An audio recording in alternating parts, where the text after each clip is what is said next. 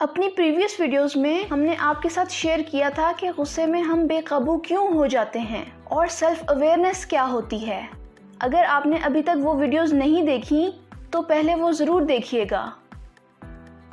इस वीडियो में हम देखेंगे कि हम अपनी सेल्फ अवेयरनेस को कैसे इम्प्रूव कर सकते हैं। ये टेक्निक्स हमने इमोशनल इंटेलिजेंस 2.0 की बुक से कस्टमाइज़ की हैं।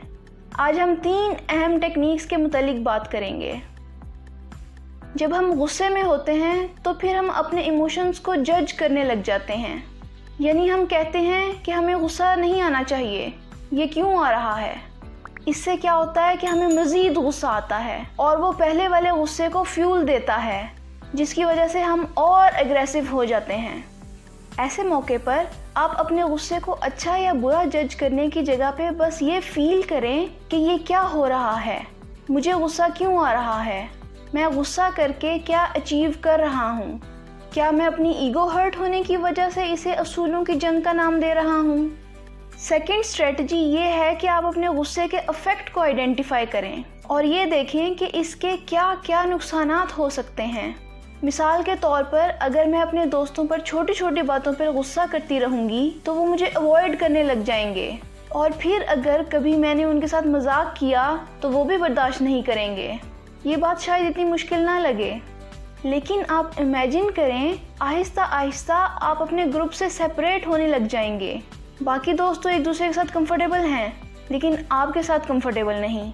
इसी तरह जब वालिदैन एक दूसरे के साथ या किसी बच्चे पर गुस्सा करते हैं तो दूसरे बच्चे इसे देख रहे होते हैं। समटाइम्स वो अच्छा बनने के लिए दूसरों की शिकायतें लगाना शुरू कर देते हैं और अपनी गलतियों को छुपाते हैं। वो पेरेंट्स के साथ कंफर्टेबल नहीं रहते क्योंकि उनको पता है कि अगर हमने ये अपने पेरेंट्स से शेयर कर दिया तो डांट पड़ेगी, इसलिए इसको हाइड करो। और फिर कभी वो कुछ ऐसी चीज़ें भी छुपा लेते हैं जो उनके लिए और सारी फैमिली के लिए बहुत नुकसान का बायस बन जाती हैं। या अगर आप किसी टीम के मैनेजर हैं और किसी को कोई डिफरेंट से आइडिया पे डांट देते हैं या उसका मजाक उड़ा देते हैं तो सारी टीम डर जाएगी और फ्यूचर में वो आपसे कोई न्यू आइडियाज़ वगैरह डिस्कस नहीं करेंगे। आप उनकी क्रिएटिविटी को मार देंगे। मोस्टली हमारे 2-3 मेजर इन्वायरमेंट्स होते हैं, यानी घर, दोस्त और स्टडी या वर्क प्लेस। जब आप गुस्से में ना हों और आप नॉर्मल मूड में हों तो आप ये आइडेंटिफाई करें और सोचें कि अगर आप गुस्सा करेंगे तो फिर इसके क्या क्या इफ़ेक्ट हो सकते हैं फ्यूचर में।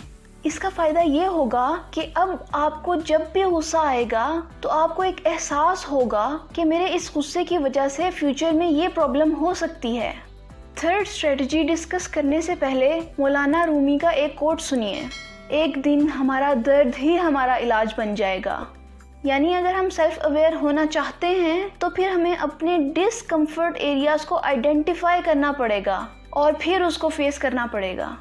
जैसे पहले मैं प्रेजेंटेशंस देने से घबराती थी और हमेशा अवॉइड करती थी कि मेरी बारी ना आए।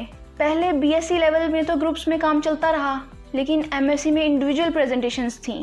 फिर आहिस्ता आहिस्ता मैंने अपने फियर को फेस करना शुरू किया।